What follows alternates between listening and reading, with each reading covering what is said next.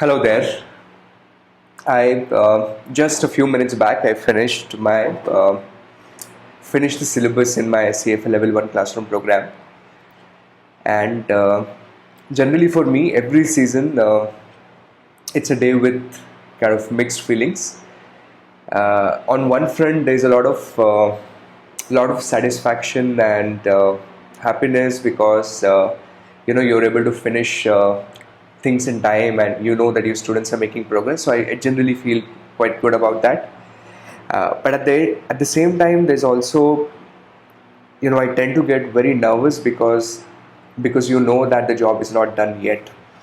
So generally, with my classroom participants, I give them a strategy in terms of how to study for last 30 days. And I thought why not share the same strategy with online students and CFA candidates in general. So what I'll be discussing now is what approach I think works really well in the last 30 days interval. And generally my strategy is based on two principles. These two principles are repetition and simulation. Okay, and I'll explain you that in a bit.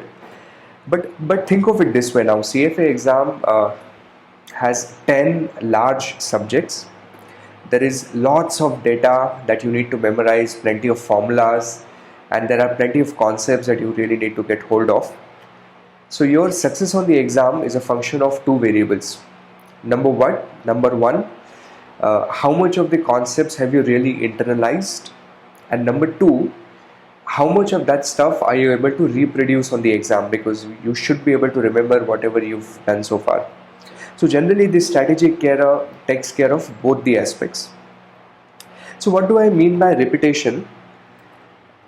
So repetition simply means revising the syllabus n number of times. Okay, and I'll show you the technique through which each one of you would be able to revise syllabus at least 7 to 8 times in this one single month. Now the question is, why do I emphasize on why so much of emphasis on revision? So recently I read this somewhere on the internet. The blog was about how do you study and how do you optimize, and it was about repetition, of course. And then that blog asked, the author asked that, do you remember the name of your best friend's father or best friend's mother? And I think most of us don't. But do we remember name of our own mother? Of course, yes. And the question is why? Because we have been exposed to that name again and again and again and again. That's the power of repetition, right? So no matter how smart a person is, if you do not repeat, you tend to forget. So my strategy here is, repetition simply means revision. And my strategy here is, we can break down this part into two components.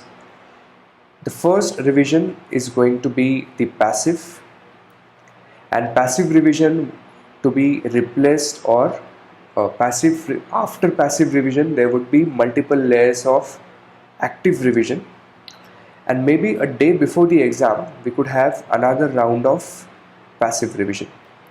Okay, what do I mean by passive revision? Passive revision is taking help of some material. Let us say it could be either study notes.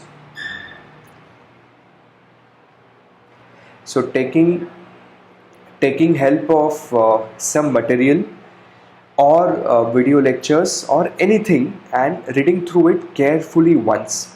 Okay, so either watching videos or reading material.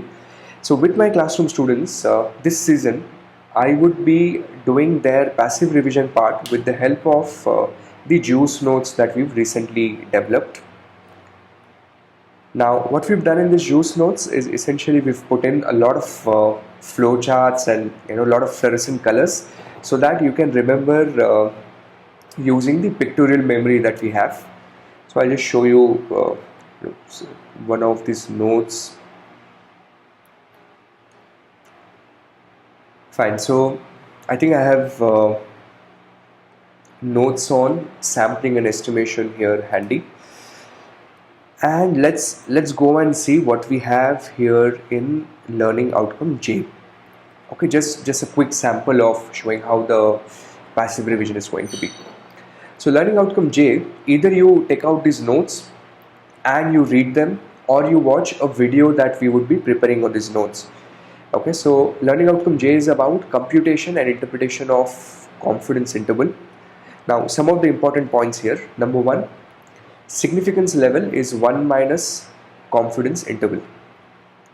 When we say 90% confidence level, or it should be level, when we say 90% confidence level, it simply means 10% significance level. It means we are splitting out and we are leaving out 5% in each tail. How do you build confidence interval? So you take that mean. If you remember, we also call this value as point estimate, plus or minus reliability factor. This is the value that comes from the probability table, so either a t distribution or a z distribution, into the standard error. The formula was sigma divided by root n. Now, how do you decide which table to use?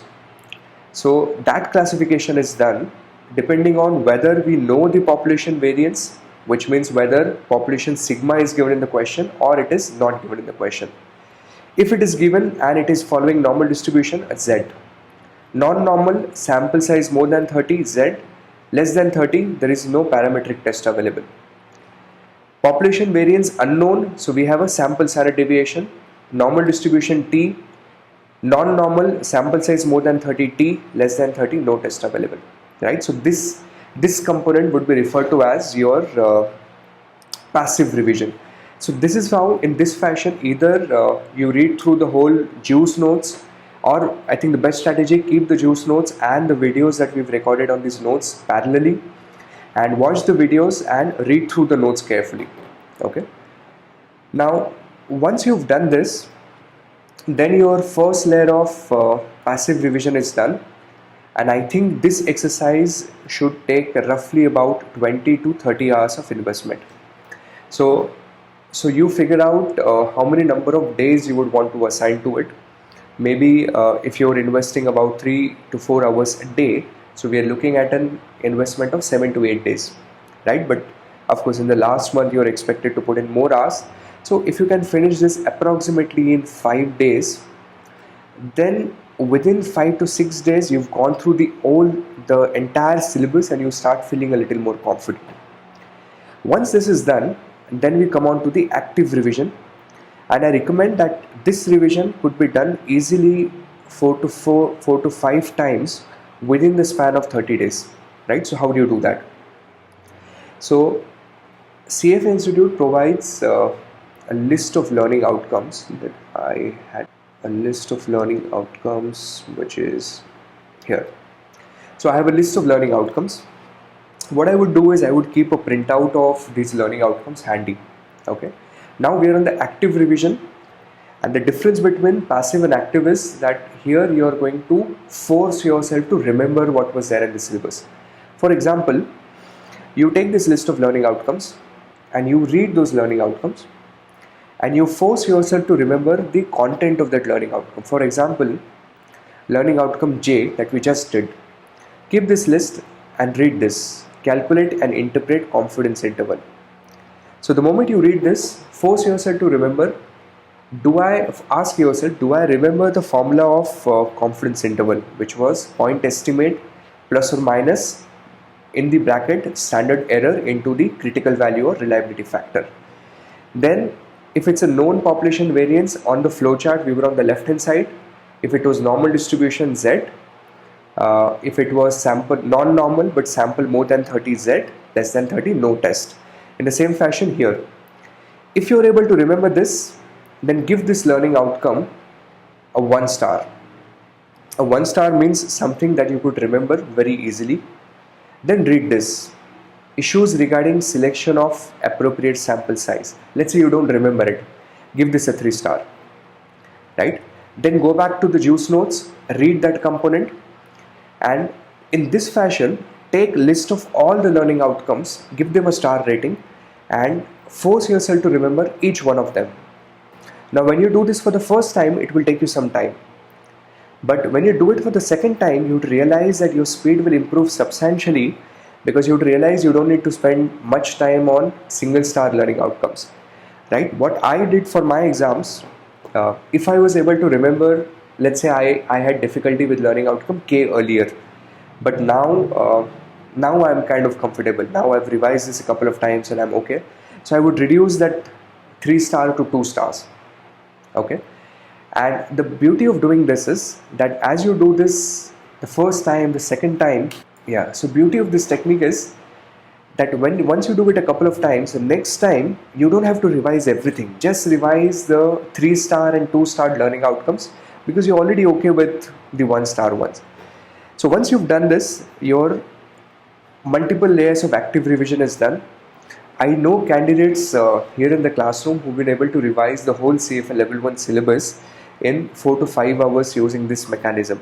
Because the idea of doing this is, you don't spend time revising what you already know, rather you focus on the stuff that you do not know. And then this passive revision is what you do a day before the exams. Where you don't want to stress out too much. You already have revised multiple times, you're confident. So just put on the juice notes summary videos or take the notes, read through them carefully once.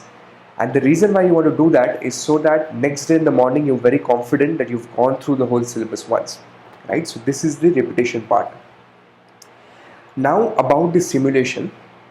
And simulation is essentially nothing but simulating the exam environment, the environment that you're going to have on the day of exams. What I recommend here is taking 5 full length mock examinations. 5 full length mock examinations. So CFA Institute has certain mocks available on its website. Most of the FinTree students would be provided with mock exams, and I don't think getting access to quality mocks is difficult anymore.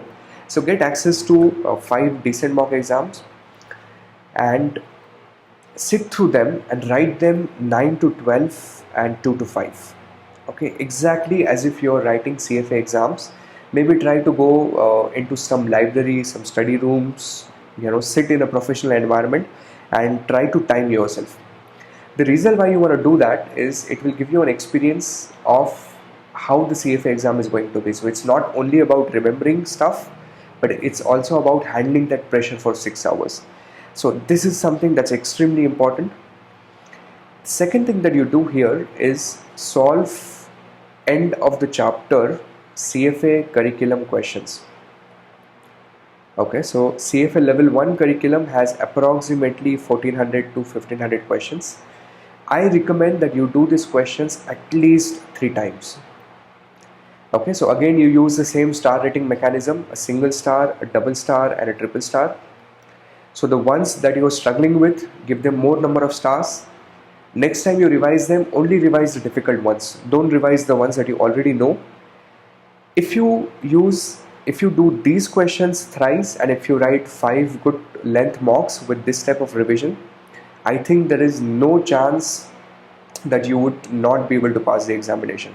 Okay, so we just have 30 days left, and trust me, passing CFA Level 1 exam is a beautiful feeling, because of course one is that you get the certification, but second, you feel good about yourself that you've done something that was considered difficult. You've put in time and you've strategized and things worked out.